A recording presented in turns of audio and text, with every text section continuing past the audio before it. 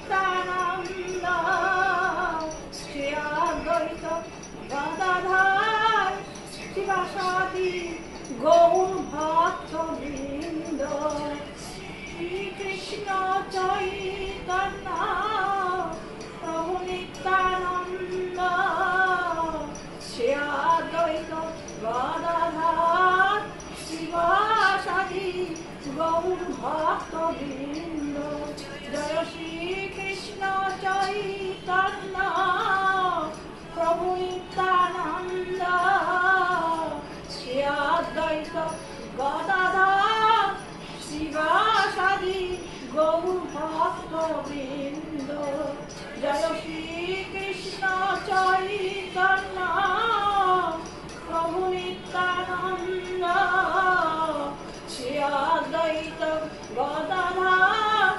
শিবাসাদি গৌর ভক্তবৃন্দ।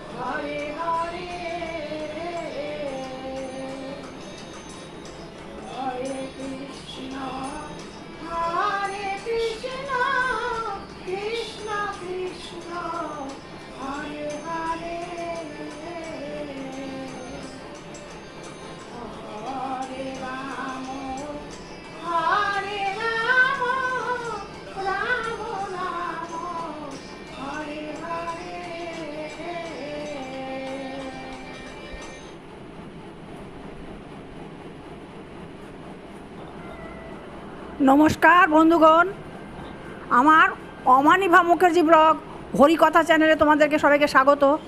তোমাদের সকলের মঙ্গল হোক, তোমরা সবাই মহাসুখে ভগবান শ্রীকৃষ্ণের দ্বারা সুরক্ষিত থাকো, তোমরা ধন মান সম্পদে পরিপূর্ণ থাকো। আমি ভাগবত কথা বলবো। আমি ভাগবত কথা বলতে পারি না, সনাতন ধর্মের আমি একজন রক্ষক মাত্র, আমি সামান্য একজন কিছু বলার মতো ক্ষমতা রাখি না। ভগবান শ্রীকৃষ্ণ আমাকে দিয়ে বলান তাই আমি বলি। আমি মূর্খ, তারও মূর্খ। সেই ভগবান শ্রীকৃষ্ণ আমাকে তার সামান্য কথা এই যে প্ল্যাটফর্ম পেয়েছি এইখানে আমাকে বলানো করাচ্ছেন, এটা তার কৃপা। আমি বলতে পারি না, আমার কোনো ক্ষমতা নাই, আমার মুখ দিয়ে একটা কথাও বেরোয় না। সেই ভগবানের কৃপায় আমি এই ভাগবত কথা বলতে শুরু করেছি। বন্ধুগণ, তোমাদের সকলের মঙ্গল হোক। ভগবান সনাতন ধর্মের রক্ষক এবং যারা এই সনাতন ধর্মের মধ্যে আছেন তারা আমার এই ভাগবত কথা শুনবেন, আমাকে লাইক করবেন, আমাকে সাবস্ক্রাইব করবেন, আমাকে কমেন্টস করবেন। বন্ধুগণ, তোমাদের সকলের মঙ্গল হোক। তোমাদের মঙ্গল কামনা করে আমি আমার ভিডিওতে প্রবেশ করছি। বন্ধুগণ, আমি আগের দিন যেখান থেকে বর্ণনা করেছিলাম ঠিক তারপর থেকে বর্ণনা করব। আমি বর্ণনা করতে শুরু করেছিলাম যথাসময়ে পাণ্ডবদের অবসর গ্রহণ। যখন ভগবান শ্রীকৃষ্ণ তার লীলা সংবরণ করলেন, তখন অর্জুন দ্বারকা থেকে ফিরে এসে তার দাদা যুধিষ্ঠিরকে বলছেন যে ভগবান শ্রীকৃষ্ণ তো যতদিন প্রকট ছিলেন ততদিন আমি তার শক্তিতে আমি বলিয়ান ছিলাম, আমার এখন কোনো শক্তি নাই। আমার তুন আছে কিন্তু আমার তীর নেই, আমার গান্ডীব আছে কিন্তু আমার ধনুকে বাণ যোজনা করতে পারছি না, আমার শরীরে কোনো শক্তি নেই। সেই ভগবানের শ্রীকৃষ্ণের শক্তিতে আমি শক্তিমান ছিলাম, তাই আমি এখন তার শক্তি না থাকার সে না থাকার জন্য আমি আমার কোনো সমস্ত শক্তি হারিয়ে ফেলেছি। এবং তিনি তার দাদা মহারাজ যুধিষ্ঠিরকে সমস্ত কথা বললেন। মহারাজ যুধিষ্ঠির যখন শুনলেন তখন তিনি বললেন, তাহলে আমাদেরও সকলের ওই ভগবানের ধামে যাওয়ার সময় এসে গেছে। যখন ভগবান ইহলীলা সংবরণ করলেন তখন কলি সবার ভেতরে প্রবেশ করলো। কলি আগে যখন ভগবান যতদিন ছিলেন কলি তখন অপ্রাপ্ত বয়স্ক ছিল। যেই ভগবান তিনি লীলা সংবরণ করলেন তখন কলি পরিণত বয়স্ক যুবক হলেন এবং সে প্রত্যেকটা মানুষের ভেতরে ঢুকে সবাইকে মহাচ্ছন্ন করলেন এবং 3 গুণের প্রভাবে তাদেরকে হত করলেন। তখন মানুষ ভালো মন্দ সব বোঝার ক্ষমতা হারিয়ে ফেলল। আমি যেখান থেকে বর্ণনা করেছিলাম ঠিক তারপরের থেকে বর্ণনা করব। বন্ধুগণ, তোমরা আমার ভাগবত কথা শুনতে থাকো। আমি তোমাদেরকে ভগবত কথা বলি, ভগবানের কৃপায় আমার কোনো ক্ষমতা নেই আমি তার কথা বলবো, সেই ক্ষমতা আমার কোনো দিনই ছিল না এবং থাকবেও না। তোমরা আমার ভুল ত্রুটি মার্জনা করে দিও, এইটুকু আমি তোমাদের কাছে বলি।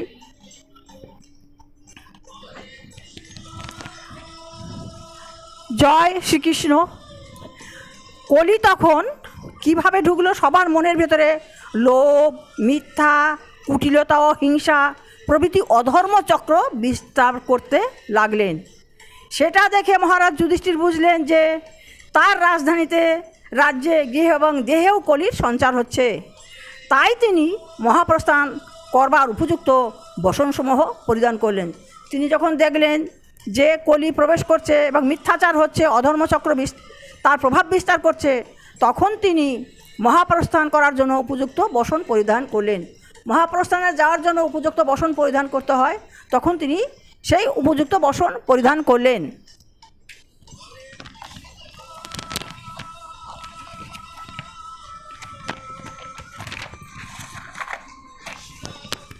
তারপর সম্রাট যুধিষ্ঠির সর্বাংশে তার মতো গুণবান বিনীত পৌত্র পরীক্ষিতকে শশাগরা পৃথিবীর অধীশ্বর রূপে হস্তিনাপুরের সিংহাসনে অভিষিক্ত করলেন।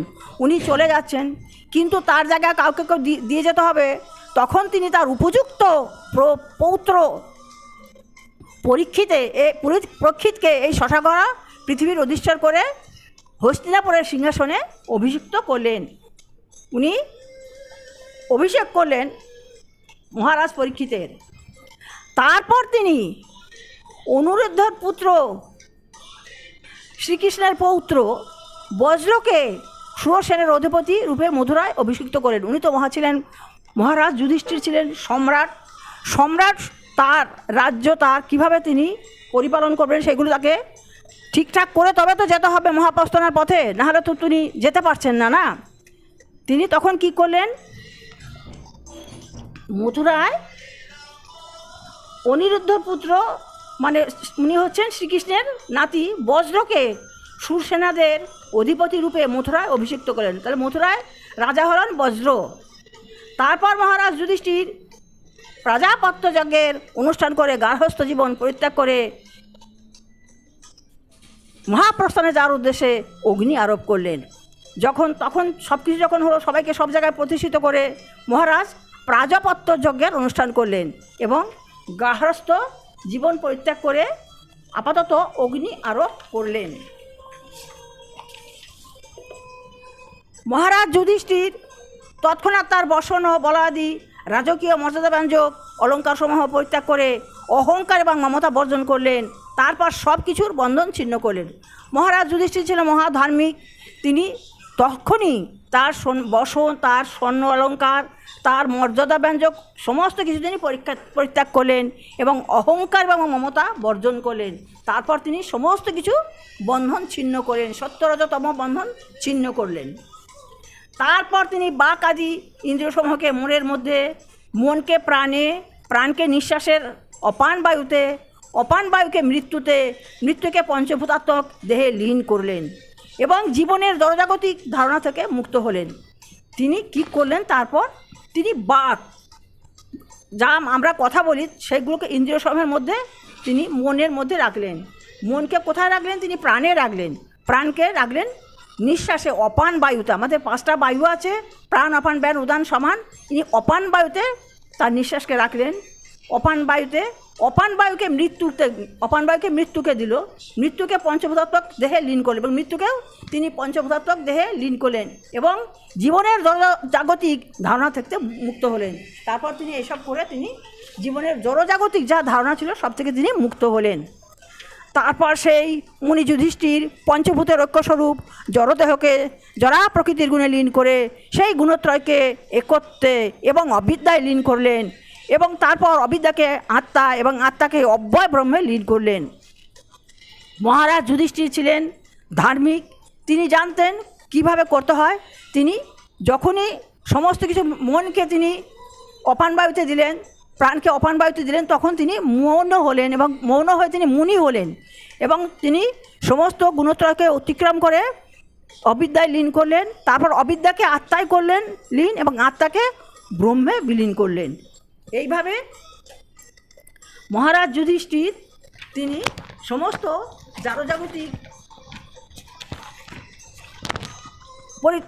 জারজাগতিক মোহ পরিত্যাগ করলেন। তারপর যুধিষ্ঠির মহারাজ ছিন্ন বস্ত্র পরিধান করে, সব রকম আহার বর্জন করে, মৌনী ভাব অবলম্বন করে, আলুলায়িত কেশ হয়ে নিজেকে জড়, উন্মাদ, পিশাচের মতো ভাব দেখিয়ে, অনুযায়ী কারো অপেক্ষা না করে এবং বধিরের মতো কারো কোনো কথায় কর্ণপাত না করে নিজেই গৃহ থেকে বহির্গত হলেন। উনি তখন কী করলেন? কারো মায়া ছিন্ন করে ফেলছেন, মায়া পাশ ছিন্ন হয়ে গেছে। তখন কী করলেন?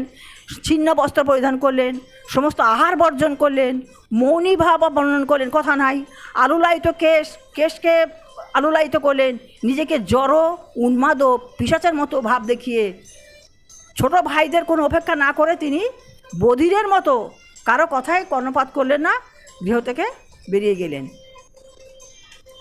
একাগ্র চিত্তে পরম মর্মের ধ্যান করতে করতে যেদিকে গমন করে তার আর ফিরে আসতে হয় না।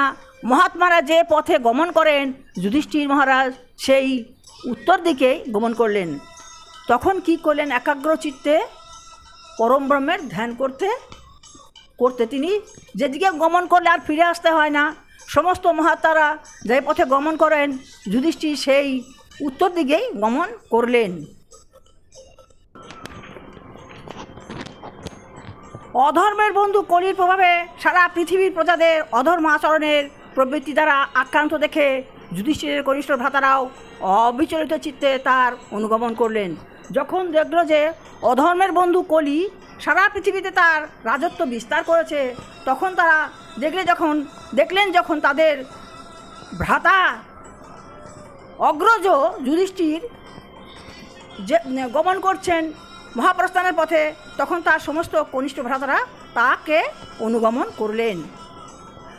যদিও পাণ্ডবেরা সকলের ধর্ম, অর্থ, কাম এবং মোক্ষরূপ চতুর্ভুগকে সম্যক রূপে আয়ত্ত করেছিলেন, তথাপি তারা ভগবান শ্রীকৃষ্ণের চরণকমলকে এই জীবের পরম পুরুষার্থ জেনে মনে মনে তারই ধ্যান করতে করতে গমন করলেন। পাণ্ডবেরা আগেই তাদের ধর্ম, অর্থ, কাম ও মোক্ষরূপ চতুর্ভুগকে ত্যাগ করেছিল এবং তাদের আয়ত্তের মধ্যে রেখেছিল, কিন্তু তারপর তারা শ্রীকৃষ্ণের চরণকমল ধ্যান করতে করতে সেই মহাপ্রস্থানের পথে গমন করলেন। নিরন্তর ভগবানের কথা স্মরণ করার ফলে তাদের চেতনা নির্মল হওয়ায় চিদাকাশে তারা পরম ব্রহ্ম নারায়ণ পরমেশ্বর ভগবান শ্রীকৃষ্ণের শাসনাধীন চিন্ময় ধাম লাভ করেছিলেন। তারা সবসময় ভগবানের কথা চিন্তা করতে করতে যাচ্ছিলেন, তাই তারা সেই ভগবানের ধাম তারা লাভ করেছিলেন। সেই ধাম তারাই প্রাপ্ত হন যারা ঐকান্তিকভাবে ভগবানের ধ্যান করেন, গোলক বৃন্দাবন নামক ভগবানের সেই ধাম জড় বিষয়াসক্ত মানুষেরা কখনোই লাভ করতে পারে না। কিন্তু পাণ্ডবেরা সমস্ত জড়কলুষ সম্পূর্ণভাবে বিধৌত হয়েছিল বলে তারা শ্বশুরে সেই ধাম প্রাপ্ত হয়েছিলেন। বিদুরও শ্রীকৃষ্ণের চিন্তায় আবিষ্ট হয়ে প্রভাসতীর্থে দেহ পরিত্যাগ করে পিতৃগণ সহ স্বস্থানে গমন করেছিলেন। এরপরে বিদুরও ভগবান শ্রীকৃষ্ণের চিন্তায় আবিষ্ট হয়ে প্রভাসতীর্থে গিয়ে তিনি তার দেহ পরিত্যাগ করে পিতৃগণ সহ স্বধামে প্রত্যাবর্তন করেছিলেন। দ্রৌপদীও দেখলেন যে তার পতিদের মধ্যে কেউ তার অপেক্ষা না করে একে একে সকলেই চলে গেলেন। তখন তিনি পরমেশ্বর ভগবান বাসুদেবকে উত্তম রূপেই জানতেন এবং তিনি এবং সুভদ্রা উভয়েই শ্রীকৃষ্ণকে একান্তভাবে চিত্ত সমর্পণ করে তার পতিদেরই অনুরূপ সুফল অর্জন করলেন। যখন দেখলো তার পতিরা চলে গেল, তখন তিনি তো শ্রীকৃষ্ণের সখী ছিলেন, সেই জন্য তিনি তাকে সম্যকরূপে জানতেন। সুভদ্রা ছিলেন শ্রীকৃষ্ণের বোন, তাই তারা সেই শ্রীকৃষ্ণে একান্তভাবে চিত্ত সমর্পণ করে তার পতিদেরই অনুরূপ সুফল অর্জন করেছিলেন এবং তার পতিদেরই অনুগমন করেছিলেন। ভগবান শ্রীকৃষ্ণকে সম্যকরূপে পাণ্ডবেরা জানতেন, দ্রৌপদী জানতেন এবং সুভদ্রাও জানতেন। তাই তাদের পক্ষে তাকে লাভ করা কোনো কঠিন ছিল না, তারা সে পথ অতিক্রম করেছিলেন। যেহেতু ভগবানের সান্নিধ্যে ছিলেন এবং নিরন্তর ভগবান শ্রীকৃষ্ণের কথা চিন্তা করতেন, তাই তাদের পক্ষে ভগবানের ধামে যাওয়া কোনো কঠিন ছিল না। ভগবানের প্রিয় পাত্র পাণ্ডবদের এই রূপ, এই পরম পবিত্র পরম মঙ্গলময় মহাপ্রস্থান কাহিনী যিনি শ্রদ্ধা সহকারে শ্রবণ করেন, তিনি অবশ্যই ভগবত ভক্তি লাভ করে পরম গতি প্রাপ্ত হন। এবং ভাগবতকার সুখদেব গোস্বামী বলছেন যে ভগবানের প্রিয় পাত্র পাণ্ডবদের এই পরম পবিত্র পরম মঙ্গলময় মহাপ্রস্থান কাহিনী যিনি শ্রদ্ধা সহকারে শ্রবণ করেন, তিনি অবশ্যই ভগবত ভক্তি লাভ করে পরম গতি প্রাপ্ত হন। ভগবত শ্রবণম মঙ্গলং, ভগবত কথা যে শুনবে তাতেই মঙ্গল হবে। পরমেশ্বর ভগবান এবং পাণ্ডব প্রমুখ তার ভক্তদের কার্যকলাপের বর্ণনা, পরমেশ্বর ভগবান এবং তার ভক্তদের মহিমার বর্ণনা অপাকৃত এবং শ্রদ্ধা সহকারে তা শ্রবণ করলে ভগবান এবং তার নিত্য পার্শ্বদের সঙ্গলাভ করা যায়। শ্রীমদ্ ভাগবত শ্রবণ করার মাধ্যমে জীবনের পরম গতি লাভ করা যায়, অর্থাৎ ভগবত ধাম ফিরে যাওয়া যায়। ইতি শ্রীমদ্ ভাগবতের প্রথম স্কন্ধের যথাসময়ে পাণ্ডবদের অবসর গ্রহণ নামক ভক্তি বেদান্ত তাৎপর্য সমাপ্ত। বন্ধুগণ, আমি ভাগবত কথা বললাম, আমি মূর্খের মূর্খ, তারও মূর্খ। তোমরা আমার এই ভাগবত কথা শোনো, আমাকে ভাগবত কথা শুনে আমাকে সমৃদ্ধ করো। তোমাদের সকলের কল্যাণ হোক, তোমরা সবাই মহাসুখে থাকো। ভগবান শ্রীকৃষ্ণ তোমাদের অনন্ত সুখ প্রদান করুন। ভগবানের এই নিত্যলীলা যে শ্রবণ করে তিনি অচিরেই ভগবানের ধাম প্রাপ্ত হতে পারেন, এটা ভগবান ভাগবতকারদের কথা। শ্রী সুখদেব গোস্বামী যখন পরীক্ষিত অন্তিম শয্যায় ছিলেন, তখন তিনি ভাগবত কথা প্রথম বলেন। মুখে এই ভাগবত কথা আরও সুমিষ্ট হয়েছে। সুখদেব যখন বললেন, সুখ পাখি যেমন কোনো ফল খেলে সে ফল অতীব মিষ্ট হয়, তেমনি সুখদেব গোস্বামী যখন এই ভাগবত কথা বললেন, সেটা আরও সুন্দর এবং সুমিষ্ট হলো। সেই ভাগবত কথায় তিনি বলেছেন যে পাণ্ডবদের এই মহাপ্রস্থানের কথা যে ভক্ত শ্রবণ করবেন, কীর্তন করবেন, তিনি অবশ্যই ভগবান পাণ্ডবদের মতন মহাপ্রস্থানে ভগবত ধাম প্রাপ্ত হবেন। আমি ভাগবত কথা বলতে পারি না, কিন্তু আমি সনাতন ধর্মের একজন প্রচারক মাত্র। প্রচার করার মতো ক্ষমতাও আমার নাই, আমি মূর্খেরও মূর্খ, তস্য মূর্খ। কিন্তু আমি তবু বলছি, এই বলাটা আমি কিন্তু বলতে পারি না, আমার পক্ষে সম্ভব না, আমার মুখ দিয়ে কথা বেরোয় না। ভগবান শ্রীকৃষ্ণ আমাকে বলাচ্ছেন, তাই আমি বলছি। আমি এই ভাগবত কথা শুধু তার কৃপায় বলছি, আমার কোনো ক্ষমতা নেই। হে আমার বন্ধুগণ, তোমাদের সকলের মঙ্গল হোক, তোমরা সবাই সুখে থাকো, সুস্থ থাকো, আনন্দ থাকো। আমি তোমাদের কল্যাণ কামনা করে আমার ভাগবত কথা শেষ করছি। তোমরা আমার অন্তরের অনন্ত নমস্কার গ্রহণ করো। তোমাদের কল্যাণ হোক, তোমরা সুখে থাকো, সুস্থ থাকো বা আনন্দে থাকো। হরে কৃষ্ণ কৃষ্ণ কৃষ্ণ হরে হরে, হরে রাম রাম রাম হরে হরে।